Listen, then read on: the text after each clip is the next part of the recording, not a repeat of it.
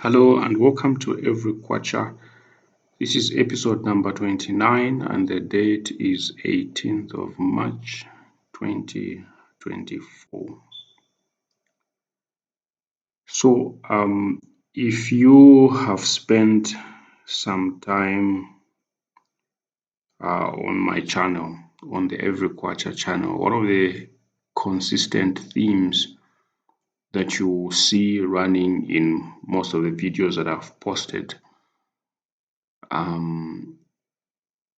is that I encourage people to start investing now.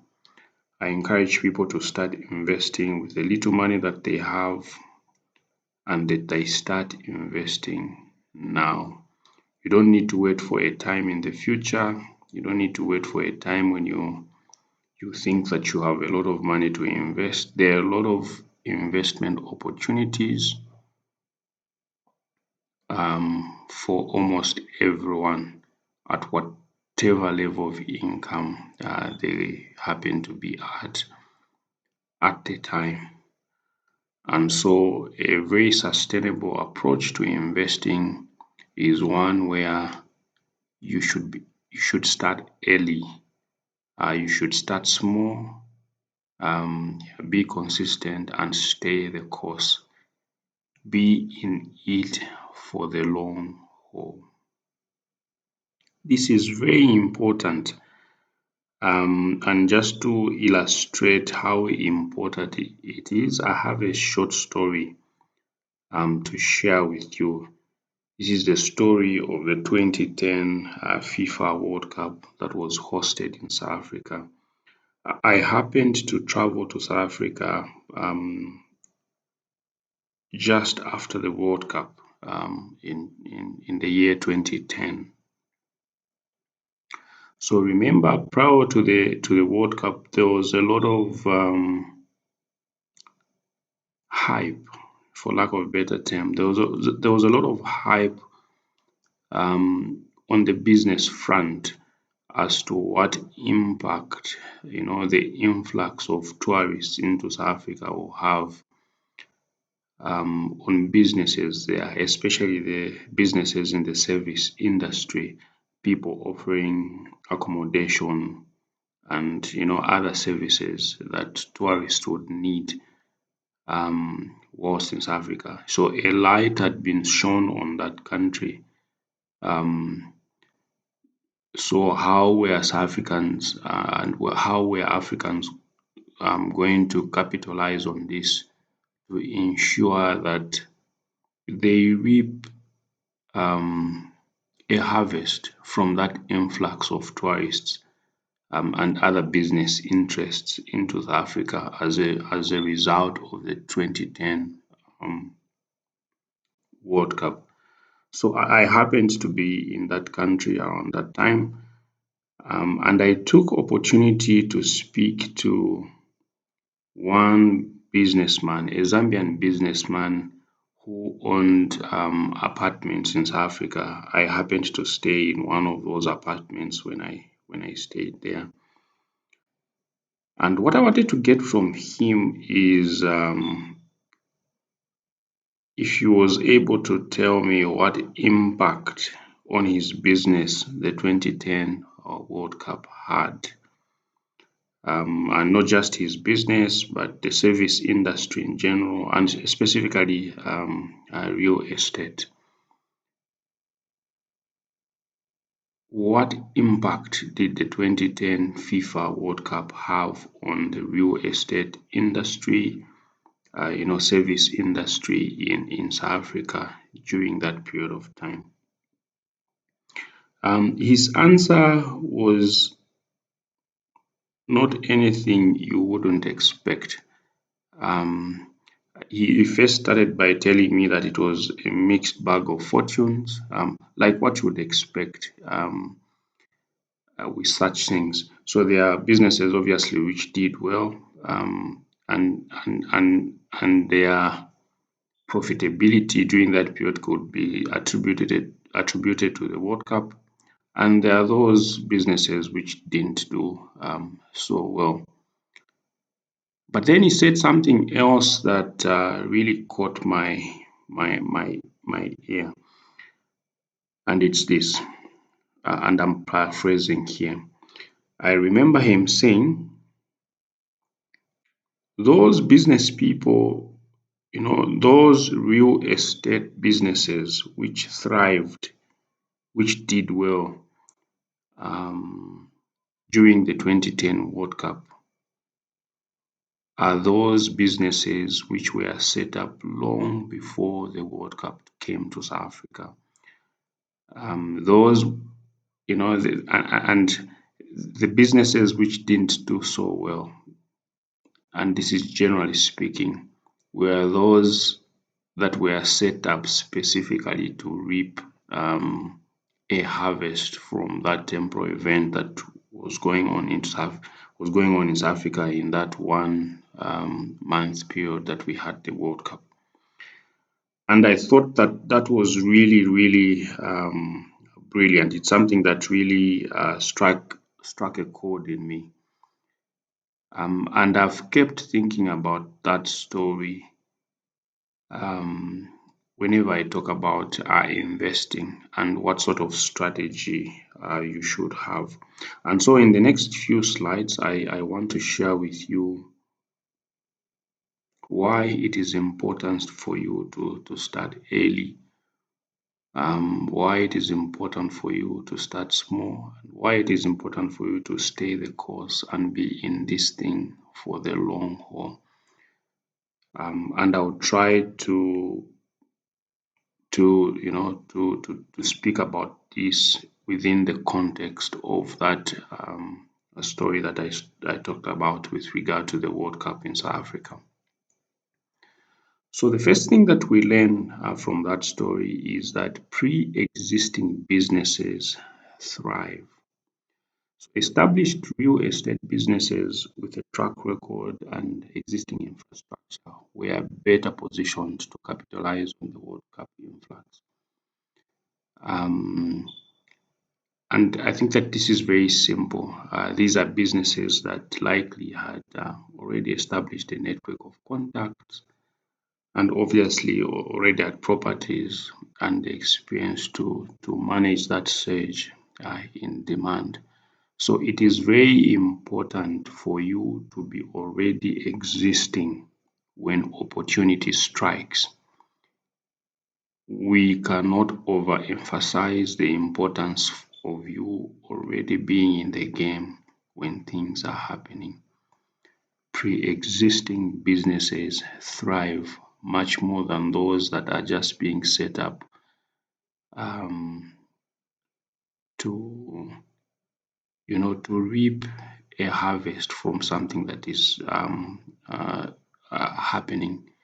Because those that are pre-existing or already have a track record, they already have a brand, they already have the experience, they already have the contact, so you can bet on them thriving much more than those that are just being set up. And so it is with you and me when we are investing. We are much more likely to thrive, we are much more likely to take advantage of opportunities that come if we are already in the market, if we are already invested in that market, than if we just want to, sneak in at the time when we think that there will be an opportunity. The second thing that we learn is that even when it comes to borrowing, it's better to borrow for scaling up than for starting up. So if you look at those same real estate businesses in South Africa during the 2010 World Cup, so even for those that borrowed money, um, those that borrowed for strategic reasons of scaling up existing services, we are more likely to win than those that were, borrowing to set up to start building apartments for the World Cup. Okay, so even within existing businesses, borrowing seemed strategic for scaling up existing services, potentially by acquiring more properties or offering additional services like airport pickups and curated experiences. So it is important for you to start early, and if you and be already in the market, so that even when you know want to go to the bank to borrow funds, you are borrowing funds for something that is already set up, but you just want to scale it.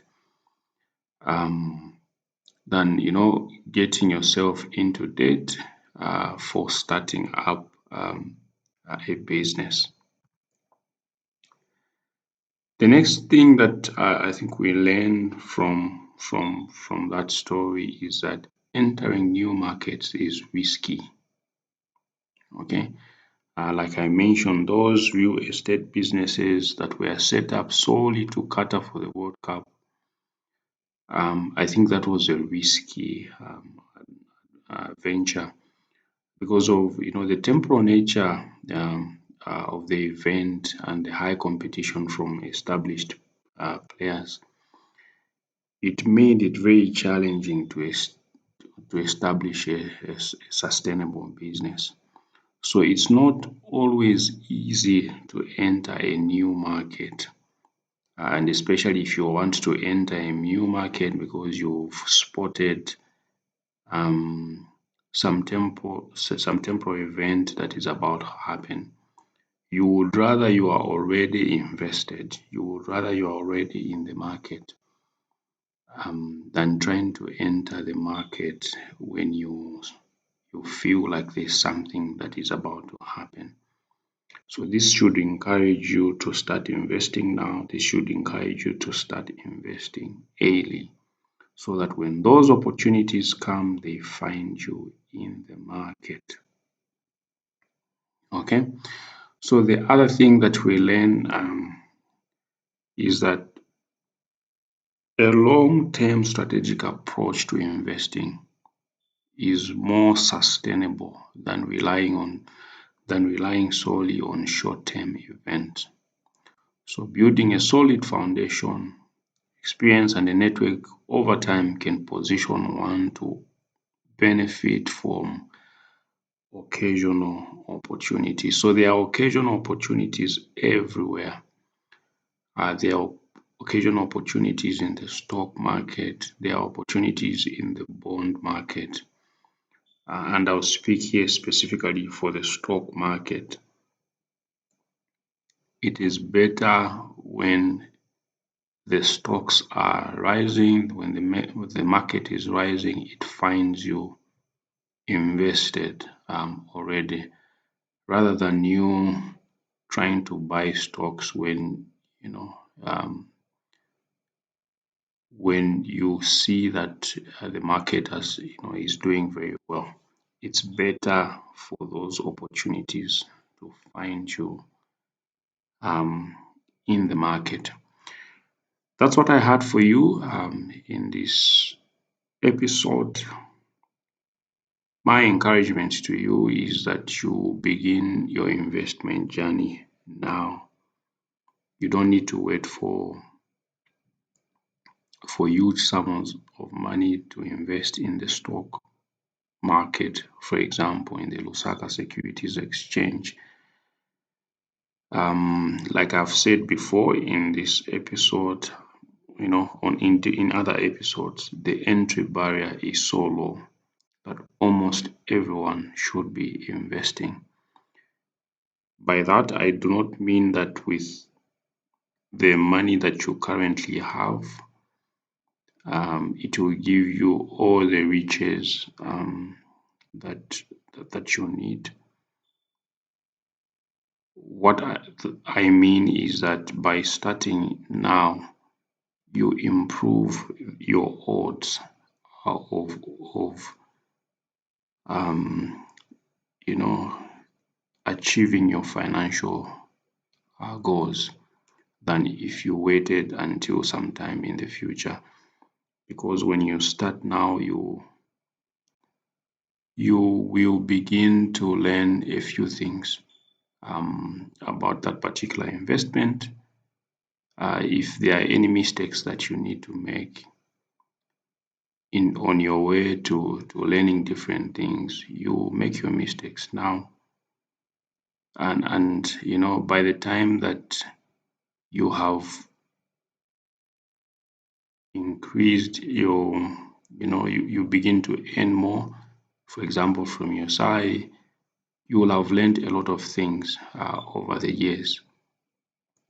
So there is really, it doesn't help you, it doesn't benefit you for you to wait to begin investing. One of the things one of the things that is a determinant to your success in the investment journey is the length of time that you are in the market. And so begin to invest now, begin to invest with the money that you have, with the resources that you have, and improve upon that. Scale as you go along and stay invested, and be in it for the long haul. This is what I had today. I wish you the best of success, and see you in my next video.